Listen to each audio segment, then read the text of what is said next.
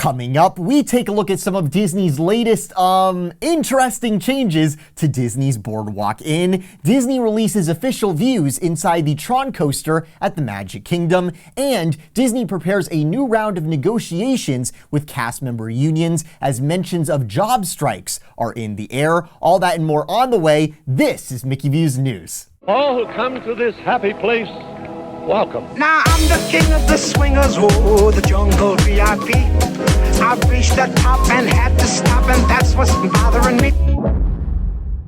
First up in the news today, I had a great Christmas with my family. I hope you all did as well. We've got New Year's coming up here. Should be a lot of fun, very exciting stuff. In more pressing news, last night I check in to see what people are talking about in the Disney community on Twitter, and I see something. It's a post from Spectro Radio, who posts this photo and captions it, "Dear Disney, way to turn a great themed bar into a West Elm." West Elm, for those of you who don't know, is a company specializing in modern furniture, selling all sorts of modern furniture, things like that. The kind of thing that I've been criticizing Disney for lately, where it seems they're taking their very diverse portfolio of highly themed, highly priced resort hotels and turning them all into a West Elm type of look. A very sparse, very modern sort of look, almost indistinguishable from what you see anywhere outside of Disney, at any non-Disney resort around property, both on and off Walt Disney World property. Just in general, this is a look that you see just about everywhere nowadays, which raises the question, why pay $900 for a room at a Disney resort hotel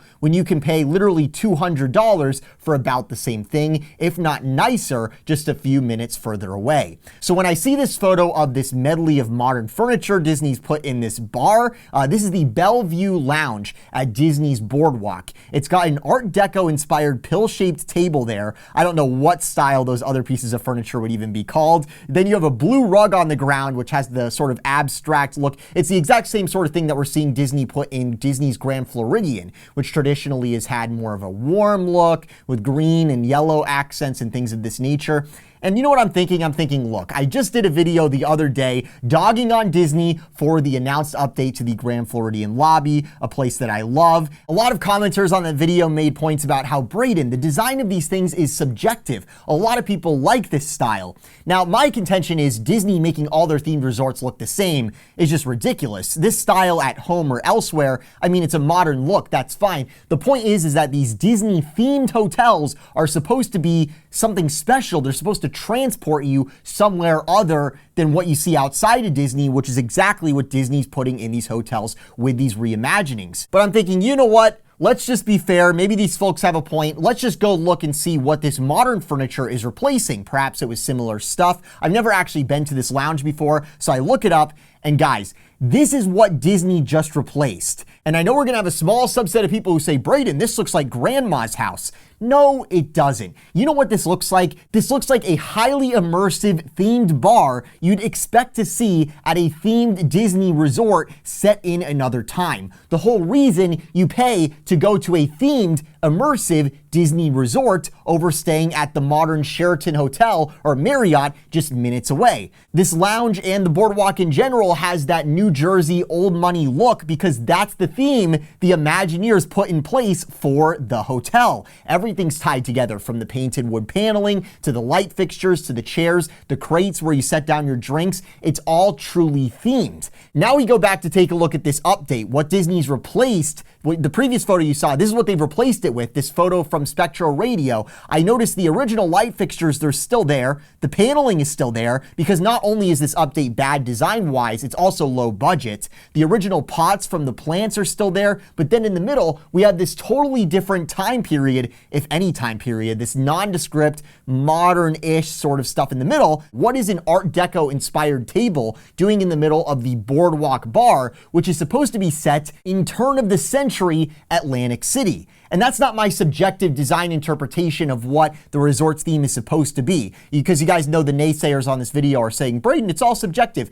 Turn of the century Atlantic City is Disney's own description. That is the first line in their description of the hotel on the very same webpage where Disney invites you to spend $650 a night on a room at this hotel. And it's just like, am I in the Twilight Zone? This update is objectively antithetical to the stated theme of this hotel. Is this not false advertising, Disney? This is what every semi-upscale place, modern place outside of Disney already looks like. Is Disney not supposed to be an escape from the normal, from what you would expect, at least to some extent? Isn't there supposed to be something unique and different about staying at a Disney resort? Hasn't immersion and theming always been a big part of the selling point for the entire product and why Disney's been able to charge the Disney premium for these rooms over so many years? And guests have purchased timeshares, they've done the DVCs and all of that. They are untheming the resort hotels right now. People are saying, oh, Brayden, you're blowing this out of proportion. It's not that big of a deal. It's not that deep, bro. It's just a hotel, bro. Disney's supposed to be a little bit more than that. It's not supposed to be just a blank. It's supposed to be something that you spend extra money on because you're getting a little something extra for your money. Is the something extra just a decal on the wall, a printed out Disney character? Are you kidding me? That's what makes it special? So there's no theme anymore. It's just a hodgepodge of random stuff. And speaking of no theme, also at Disney's BoardWalk, where Disney's doing this big reimagining right now, if you want to call it that, we just got a new coffee shop. This just opened. So at first you might be saying, okay, it's sparse, it's modern, that's kind of cool. Again, I remind you, this is supposed to be turn of the century themed, according to Disney. Now let's go to the seating area of this new, very sparse, modern coffee shop in the turn of the century hotel. This is the seating area. And you might be saying, am I just at a regular breakfast area in any regular hotel? Actually, yes, you are. It just so happens that this regular hotel costs 3 to 4 times as much a night because the word Disney is attached to the name of the hotel. Otherwise, it's really the same as the Hilton or the Marriott. And you might also be wondering, am I in a padded cell? Is this a hospital cafeteria? What do these random vintage teacup photos have to do with Atlantic City? I couldn't tell you. It's kind of a Disney tie-in, like in general, sort of like a Disney tie-in, maybe something like that. Man, it's just so nuts. Maybe I'm making a mountain out of a molehill here, but for anyone who the other video was telling me, oh, Brayden, don't worry about the Grand Floridian lobby. They're not going to do anything crazy to it. Really? Looking at this, I shouldn't be at least a little concerned about what they're going to do to one of my favorite theme spaces at Disney's hotels.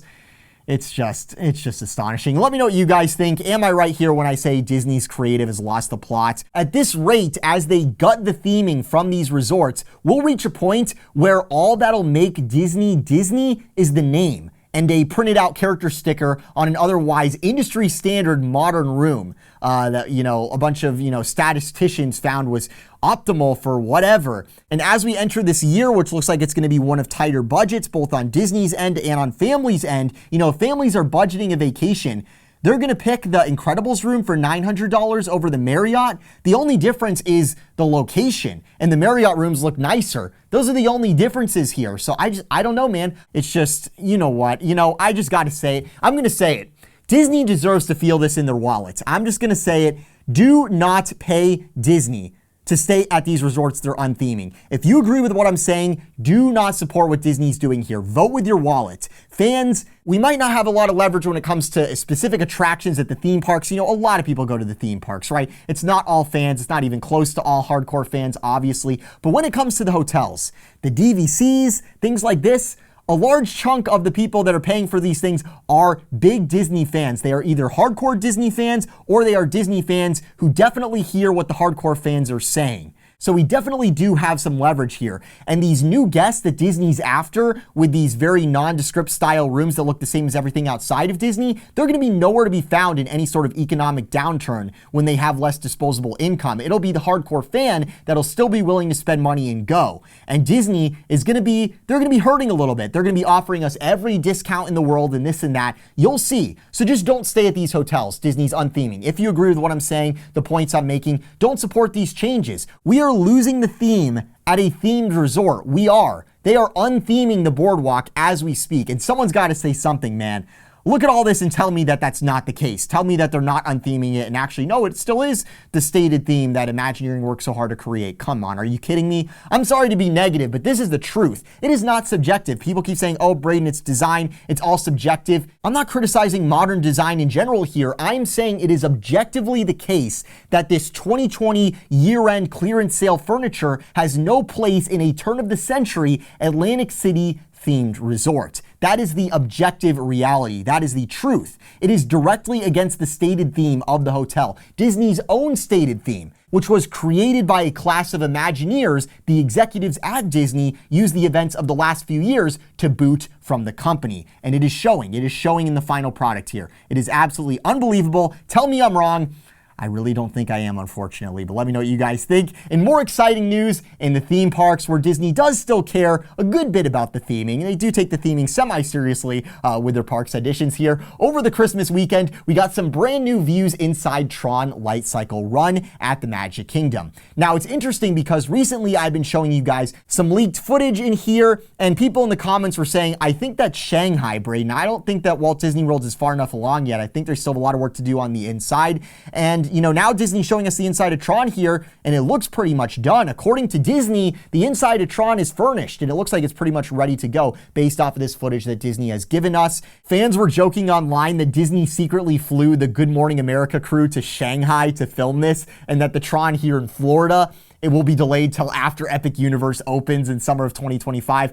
Don't joke about that. That is way too real. Thankfully, in these new looks from Disney, they say repeatedly that Tron here in Florida will be opening spring 2023. So we still have that opening time frame. It looks like it's a lock. It looks like we are just months away here, and Tron looks about ready to go. It looks like it could go right now. They could have had this open in 2022, as I was telling you guys throughout the year in the Tron updates, but they want this to be the spring draw. So there you go. Something of note with the ride through that the Good Morning America show hosts did. One of them mentioned as they were on the attraction, they said, wait, is this the end? Or are we about to go flying again? Wait, is this the end? I know you're about to go flying again. I'll go again. And then she realized that they were coming back into the load area and the ride was indeed over.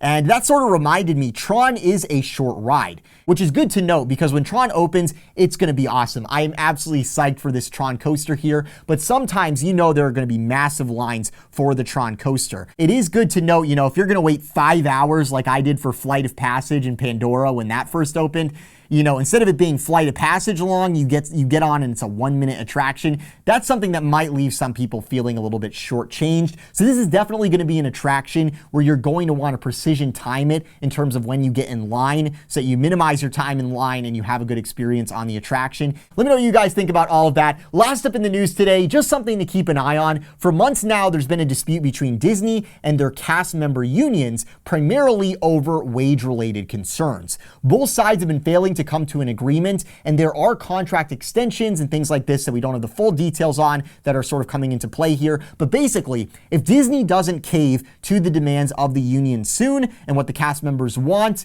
and the unions stick to their demands, a strike at Disney World does become a possibility, and there are already some subtle mentions being made of this by the parties involved. This is particularly of note considering the Southwest situation we've been seeing the last few days, where Southwest says that their crews just simply didn't show up to work for unknown reasons on a very, very important day, leading to catastrophic operational issues and a major PR hit. Those guys in the airline industry, contractually, they are not supposed to strike. I believe they can't officially strike, as is also the case with most unions in Central Florida as well, but they could just all call in sick. And we've seen this happen both with airlines, and we've also seen this happen at other venues, other tourist attractions in Central Florida in recent times. And given how hard it has been for Disney to find people to hire for the theme parks lately, Disney doesn't have a lot of leverage here. What's Disney gonna do? Force cast members to hold a mass stay-at-home day? That would definitely not be good for Disney. Look what happened to Southwest stock here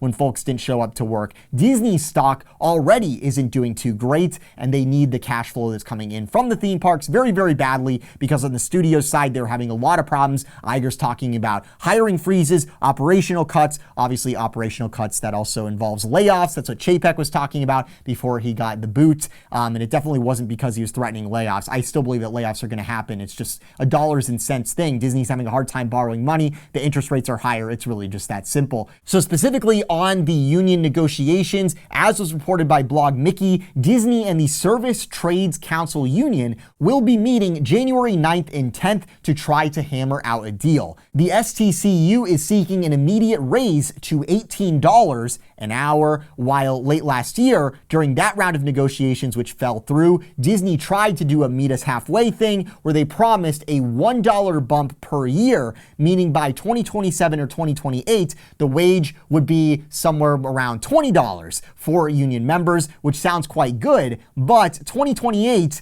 is a little far away for folks who are trying to pay Orlando's insane rent prices right now in 2022 and 2023. So just a heads up on what's happening there. I'm not super knowledgeable on the union situation, but as I said, looking at some similar personnel issues happening in the travel sector right now, the leverage Disney's current talent has, where the place literally cannot run without them. There is nobody to replace most of Disney's current cast members. If Disney doesn't cave, it could set up for a company-wide situation where people don't show up to work, some sort of really, really bad day at Disney, which would not be good. Also, from a consumer perspective, I think that this situation shines a light on why Magic Kingdom's new ticket pricing goes all the way up to $189, because Disney, they're like, we're making our margins no matter what. So increased costs on their end, when they incur higher costs, what ends up happening, it ends up getting passed on straight to the consumer, who gets to treat themselves to a modern $600 turn-of-the-century hotel. Wait a minute, that doesn't make sense. If you enjoyed this video, be sure to subscribe with those notifications on so you don't miss news updates like these in the future as the news keeps coming in. I hope you all have a great rest of your Christmas season,